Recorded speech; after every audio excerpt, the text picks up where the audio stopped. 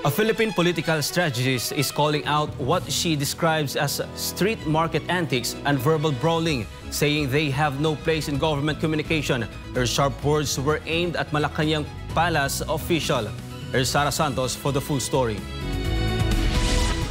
Mainit ang tensyon sa pagitan ni Professor Malu Tiquia at Undersecretary Claire Castro ng Presidential Communications Office o PCO. Diretsahang sinagot ni Tiquia ang mga patutsada laban sa kanya. During a forum at the PDP Laban's Kapihan, the issue between the two resurfaced following their heated exchanges on social media and in recent interviews.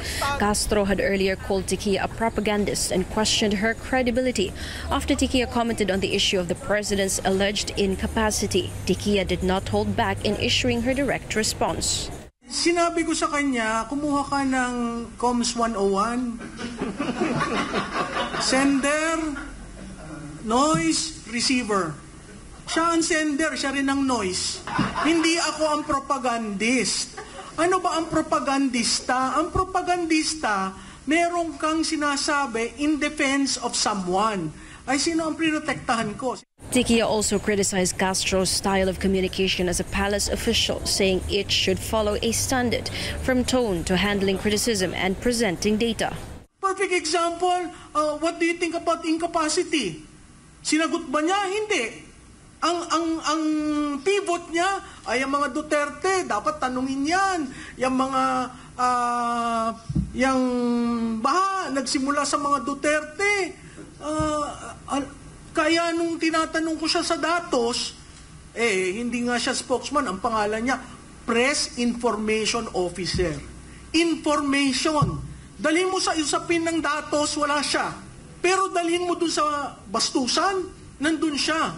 The number one cardinal rule of a spokes, never be the center of the discussion at wag mapikon. Kasi you represent the institution.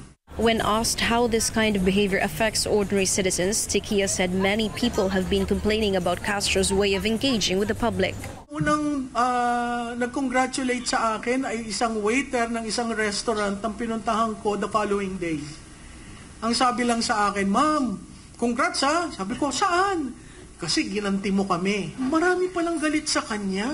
BFF, public trust. Public office is a public trust. Hindi bardagulan. Tiquia also urged the PCO leadership to review their communication strategy, stressing that the reputation of the president and the institution of Malacanang is at stake. Sa ngayon, wala pang tugon si Yuse Claire Castro sa mga pahayag ni Professor Malu Tiquia. Ngunit una na nitong iginiit na ginagawa niya lamang ang kanyang trabaho bilang tagapagsalita ng palasyo.